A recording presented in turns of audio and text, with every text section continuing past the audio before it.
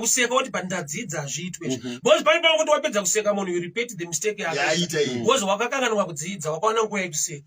Evangelist, more often than not, you get to hear people saying that you need to have wisdom to know that the knock on the door, it is God who is knocking on your heart. Yes. How do I know that you know ndimwari ari kugogodza pamoyo pangu? Kuoperata kunoita Mwari manje handigoni kukupontena mubox, but I'll give you a hint yemanzisiro andinoita. Mwari vanotaura nemunhu palevel yemunhu. Level yako spiritually inoita kuti Mwari vakataura uzvinzwe. Kana uri lower vanotaura in a way inoita sekunge iri natural. Kunge iri natural. Mwari vachishedza Moses gwenzi rakapfuta. Vachishedza Aaron hapana kana chakambobvira, hapana kana sign. Saka hakuna formula kuti God knocks this way, God speaks this way. He can use any way. But achiziva kuti I can reach to you and uchagona kundinzwa in this level. Saka Mwari ane nzira dzakawanda. So but iyo chavakanakira mweya wavo uri mauri unokuconvince kuti this is God talking. Uyu ndimwari ari kutaura. Uyu ndimwari ari kugogodza. In the way andai minister pandaenda ku street tu. Ndaigona ndikakwira mukombi ndainzwa vachitaura nyaya kubheki. Ndaitozonzwa in my spirit unzwa nyaya kutaurwa. I want to minister concerning this story. I build that sermon. That's why I want to do some jokes. I relate nezvinoitika day to day life. It over a sermon. Like one day mfana wanga idza kuvhura drink padoka mfana akauka divine. Kaitadza kuvhura because patinovhurira drink pamusoro. Saka ane right yekunwa drink mwana wepo but haana height. So ndaedza kutaura kuti mu life kune zvinhu zvaune ma rights nazvo. But because you don't want to respect those who are tall, you never achieve. Kuti iwe une kodzero kuti zvinhu zvinofana kuita mu life mako, but haudi kusubmita kune vamwe vakati rebei. Like shoko panoti gogodza unozarurirwa. That's a statement of discipline. Arina kunzi pwanya do. Pane panoda breakthrough, pane panoda ginya, pane panoda respect vari mukati. Wongonoka kuso. So in life, my principles. So money, I see guarantee kuti munhu ane wisdom.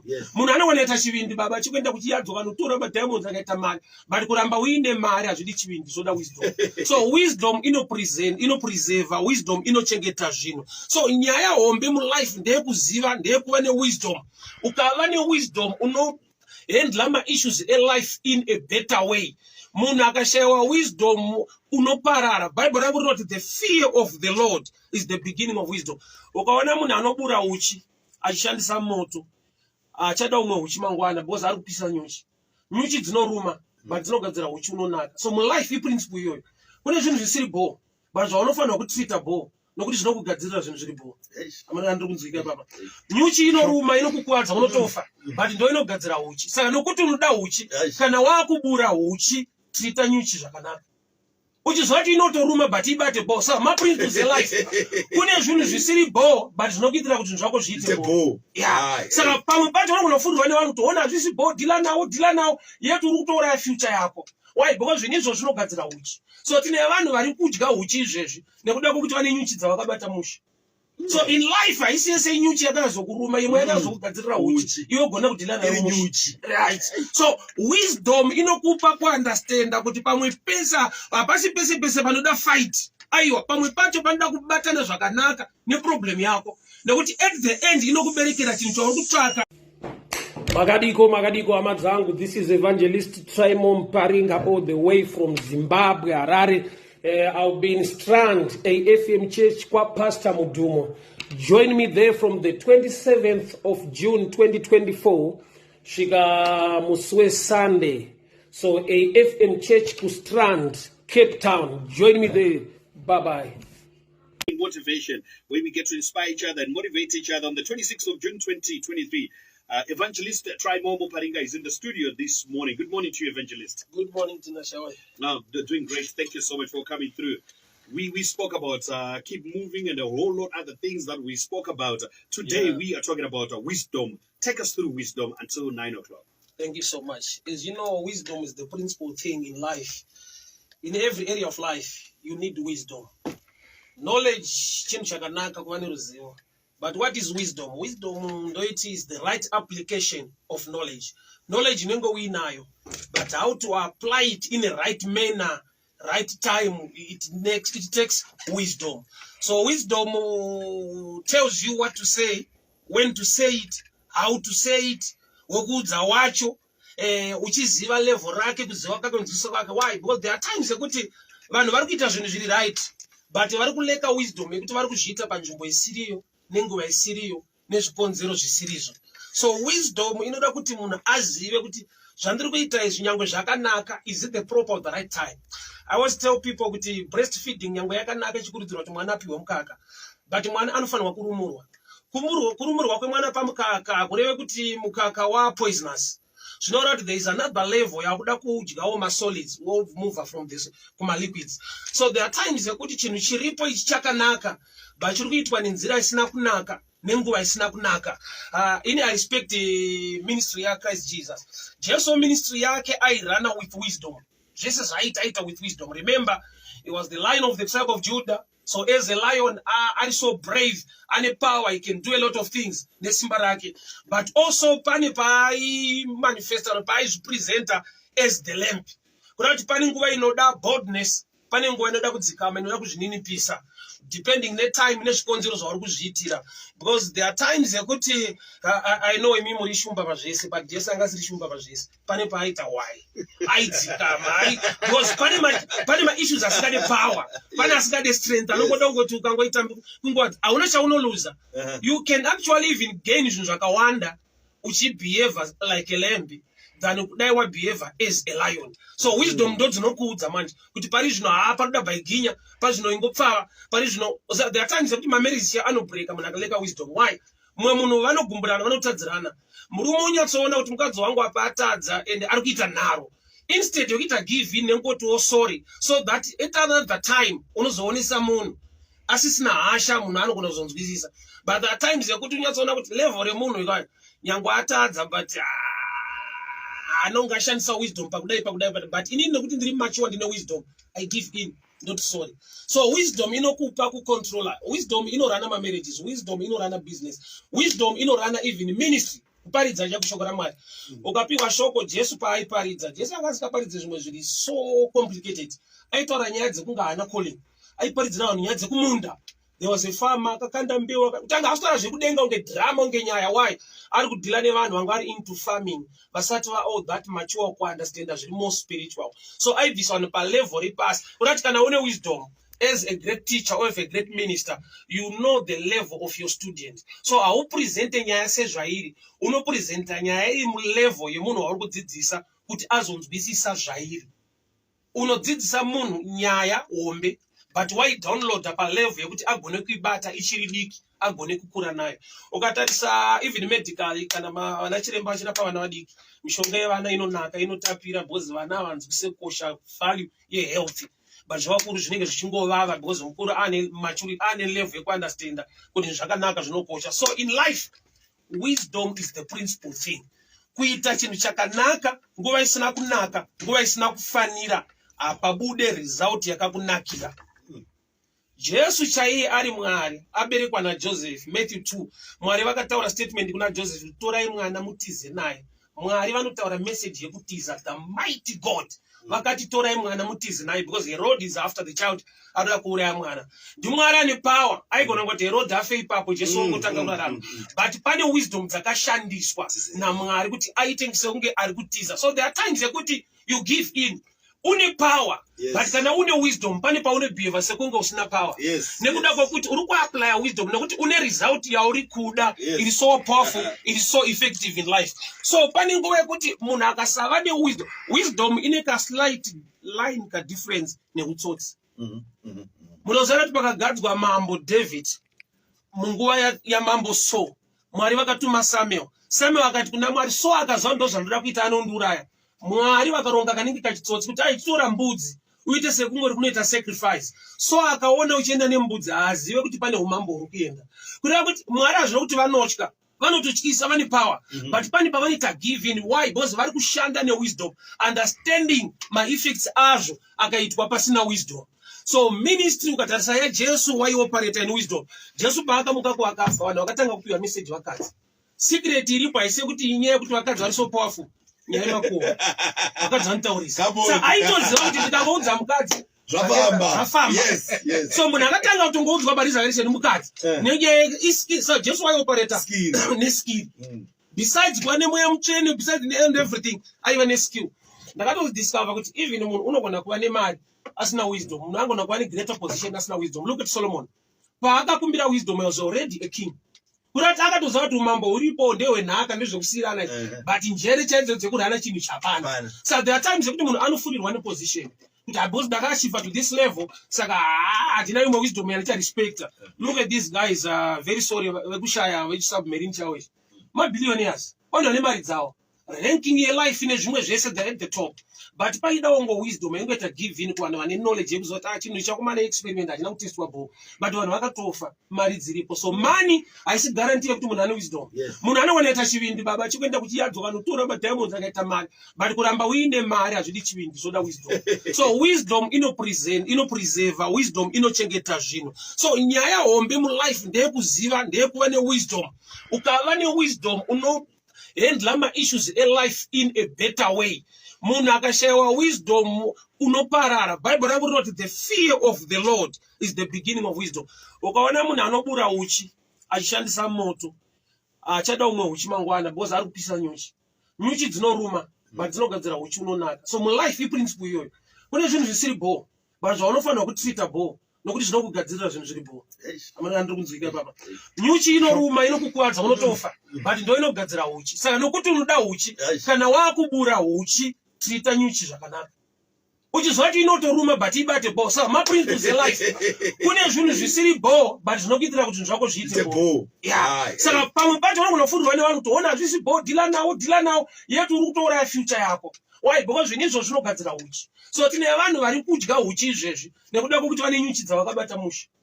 So in life haisi yese nyuchi yakazokuruma, imwe yakazokugadzirira uchi, iwe gona kudhila nayo nyuchi. Right. So wisdom inokupa kuunderstanda kuti pamwe pesa hapasi pese panoda fight. Aiwa, pamwe pacho panoda kubatana zvakanaka neproblem yako. Nekuti at the end inokuberekera chinhu chauri kutsvaka, chinhu chakakunakira mulife. So wisdom is the principal thing. Ukaona sandati wisdom inenge kachitsotsi mbishana. Ukaona kana nzenza kubawa dzinotoziva kuti une mukadzi kumba, iniwo ndiri mukadzi, saka pana chatakasiyana. Saka chii chaanongotsvaga? Anotsvaga tumwe tumahints turi missing. Unopiwa tumwe tunazitwa turi boso, ukawa dzedzi, unongofira kadzedzi kaka, unorohwa mari. Unozana kuti komana, zvinhu zvokuti hazvina nebasa rese, but unonzwawo kachiremerera sokuti chimudhara.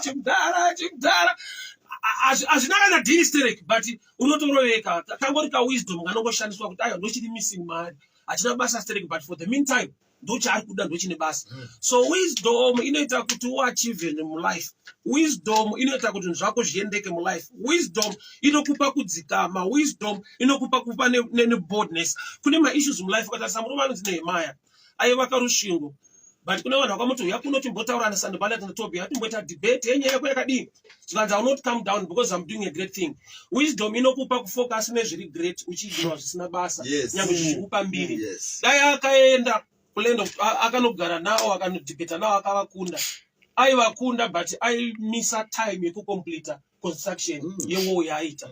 So there are times yekuti kana usina wisdom you become a champion in a wrong area. Kana usina wisdom unocelebratewa kunzvimbo kusina ine life yako nedestiny yako. Unobigwa, unokudzwa, but kusina chauri kuita mulife nenyaya yekuti hauna wisdom. Wisdom dzinokudza kuti izvi zvine basa, izvi hazvina basa. Wisdom inokudza kuti izvi nyange zvine basa but hazvina basa for this time. So kune zvinhu zvinonakidza, but wisdom inokudza kuti nyange zvichinakidza imboignore. Ita zvisinganakidze, zvinocreata kunakidza kwakakura for your future. So wisdom iprinciple yekuti ukaimisa mulife hauna kwaunoenda. Kana ukaachiva ukaenda pamusoro unokasika kudzika. Bo chinokumaintaina uri ipapo. Mwari unosimudza marombe kubva muguruva achiaisa pazvigaro namachinda. But paunogara namachinda panoshanda wisdom. Apashandi ungoti takaya nenyasha pano, takaya nenyasha pano. They need skill, they need understanding. Vanoda contribution yako. So wisdom inokupa security, wisdom inokupa protection. I was related to this joke. Oza munhu kana ane shungu dzana dzekupfura shiri ukada kuipfura mutauni kanomara pa State House haina need yekuwanda, because changoitika ndechekuti ukaonekwa ikoko une reke ndiwo watoshiri. Ndinochinjana kuita shiri ndiwo watoshiri, ndiwo wakutopfurwawo. So which means there is a place yaunofanirwa kungoenda. Kune association inokonzera kuti uine respect, kune association inoita kuti munhu ave successful.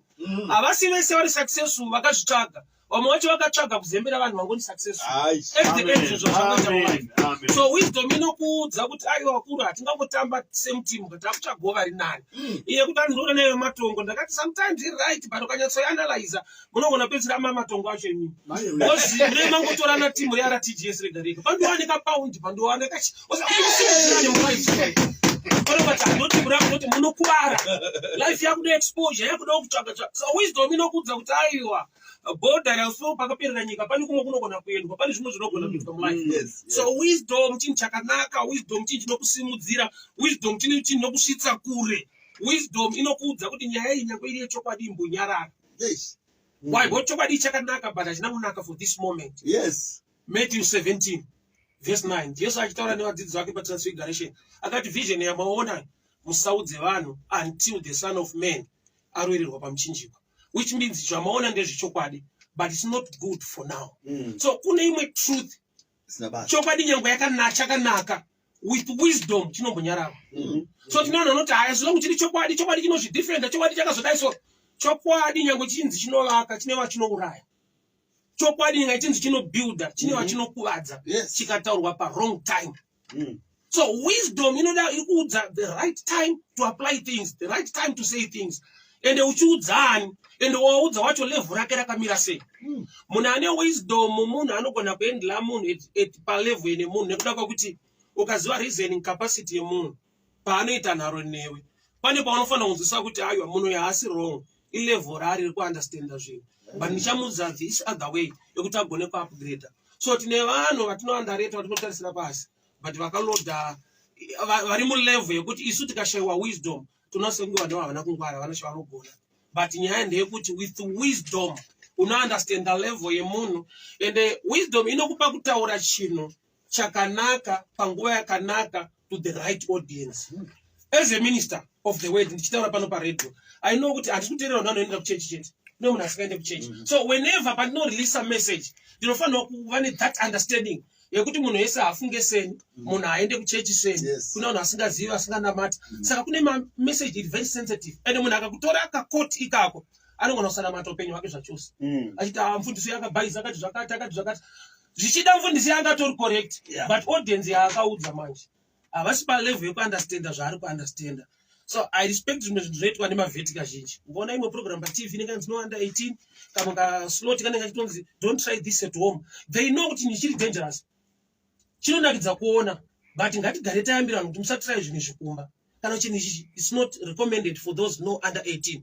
But isusu pakuita zvinhu tinongorova chiri tichienda hapana do under 18 hapana kuti zodii unotoziva kuti you damage people instead yekubuilda vanhu nekuda kwakuti hausi kuita in consideration kuti munhu ese afunge sewe azive sewe haana kukura kusvika palevel yako. Manje koma ipa panyaya wisdom ipapa how then do I know kuti ndoiwana sei wisdom yacho kuti ndizoziva kuti wisdom yanayo? There are many ways to acquire wisdom. Number one, have a teachable spirit. Iva nemweya wekudzidza. Ukava nespirit full of I know, why say block it to the top of wisdom. Amen. Knowing more is not knowing all. There are people anoziva zvishoma but zvishoma izvozvo hauna muzvizhinji zvauinazvo. So the one way knowing more is not knowing all. So ungangodaro uchiziva more but hauna all. Kutosiyana kamawedze ndo zvazvinotoreva. More na all zvakasiyana. Zvizhinji nezvese zvakasiyana. Saka unogona kuziva zvizhinji but hauna zvese. So gara wakavhura door kuti I can learn from people. Kuna kuti chese chawaita vanhu vakakriticize vakutovhura kapeji kedefense. I want it right. And sometimes uri right but audience yauri kuadresa haumbofaita right kwayake because hairize sewe. So you waste time. Oza kune nyaya dzaunodza kudefenda you waste time because uri kudila nemunhu ane reasoning yekuti asati asvika pamafungiro ako. So pane dore wisdom iva neteachable spirit. Dore rimwe rewisdom you pray. The book of James rinoti kana pane asina kuchenjeri must pray unto the Father. Upiwe the wisdom from up. Kune imwe level yewisdom iri yekuti haisi research yako akusungwara kwako it's a gift. It's a gift. Ndakateerera pamaitwa naBosport achitayiwa zvimwe zvacho unongoberekwa nazvo. That's true. There are things yekuti unotoshaya kupa vanhu formulas zvinhu zviri mumaformulas unofanira kutsanya mukafira dzimwe formula dzishande. There are things you are given by grace. Kune uchenjeri uno ugenius ungori mumunhu just by grace. But munhu iye akada kuwadza vanhu anokuti the 6 steps how to make it. 4 steps munofira mugoma munokwadzwa. So there is wisdom from above, godly given. Zvisina basa kuti wakafunda here wakangwara here unana, it's godly given. So there are times you pray and by God's grace mwana unokwanira nyasha. Wisdom unodziwana. Wisdom ta Solomon akatonga nyaya isingatongeke because munhu anga report ndabirwa mwana ndakarara. Wazviona sei? Because kana wakatorara ufanira kuripota. Because kana zvaitika wakarara kurara kusaona. Yamusingatongeke. But chakamugona kutonga nyaya iyoyo. God gave him wisdom. So godly given in above all my laws and natural. So pane dore kuti you learn from others. And you learn from experience. Experience here is a great teacher. Solomon chakaitika mati chimfundisi. Vakadzi vakabirana vana vakarara usiku. Uyu ndokuno reporta kuti mambo wangu ndakarara nabirwa mwana. Wazviona sei wakarara? Haitongeki. Because makukotsiya ari natural vanoti toda eyewitness. Akaona zvichiitika. Wakazvionera kuti aiwa ndakarara mwana akabiwa. Ndoti nzayo yapera uri kunyeka. Because hauna kuzviona kwakarara. Vachakamupa kuti aiwa indodhila nayo. He had wisdom from above. So kune ma-issues are above natural intelligence. Joseph akaenda mujeri asina mhosva nokuti nyaya yake yanga ine evidence. So which means with wisdom kune dzimwe evidence dziri fake but dziri muclass evidence. So wisdom inodiwa mulife nokuti tine zvinhu zvatajaja wrongly because we lack wisdom. So kune wisdom yekuti you partake from others. Vanayo pakudzidza kubva kwavari uno open a door to learn from others. Kune wisdom to learn from other people's failures. Haungoseka kana munhu akundikana. Get a lesson. Aida kuedza kuachieve. Sei akundikana. Wapedza kuseka kuti pandadzidza zviitwe. Because pane pamwe kuti wapedza kuseka munhu you repeat the mistake yake.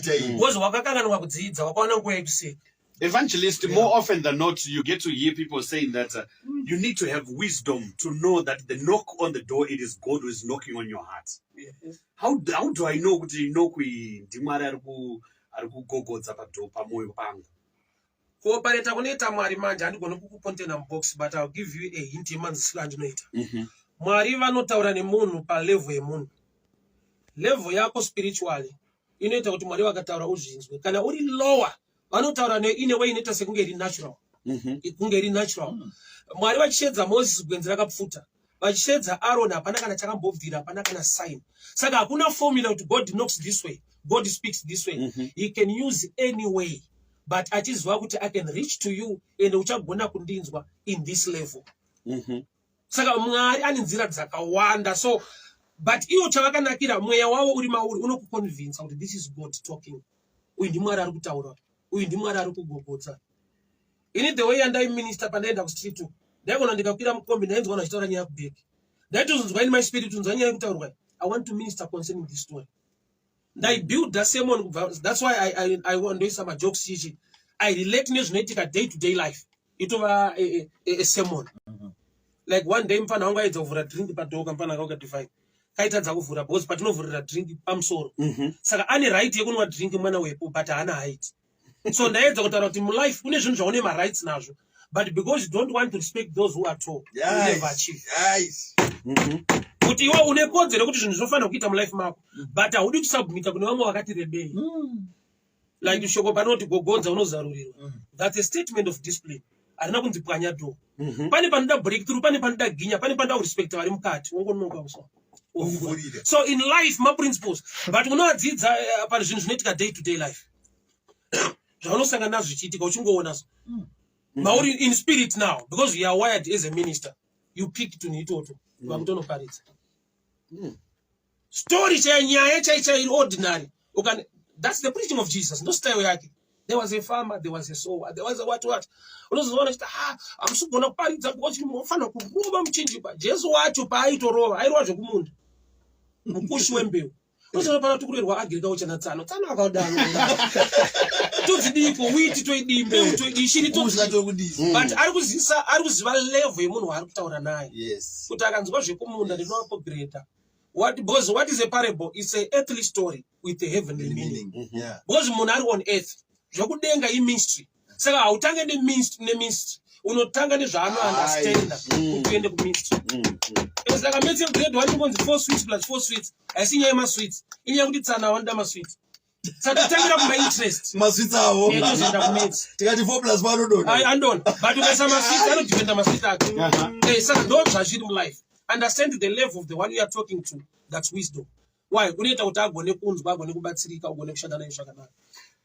Yeah, we would have wanted to spend the whole day talking about wisdom. And I was already getting into another spirit, but time is not permitting for us to continue. But be that as it may, saka wisdom munhu unofana kugara uchiziva kuti wisdom yapo kana kuti haipo.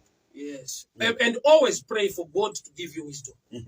Because in every area of life you need wisdom. Saka muchishona ndokungwarire wisdom kana kuti Uchenjeri, one to uchenjeri. Yes. Ungwara is just being intelligent, but uchenjeri, it's something deeper. Uchenjeri unodarika kungwara. Yeah, but that wisdom is right application of knowledge.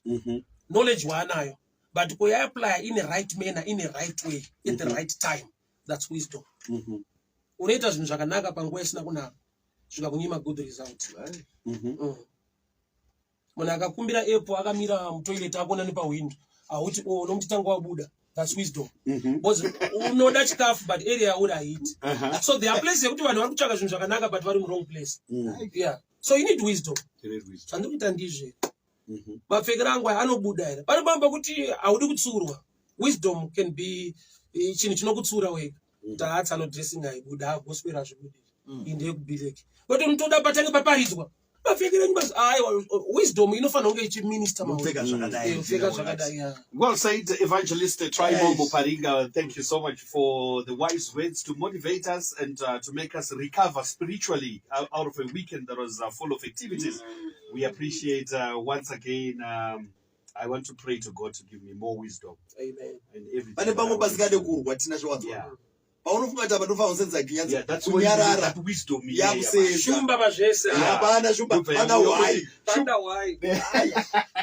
Thank you so much once again. And we're back again on Monday next week.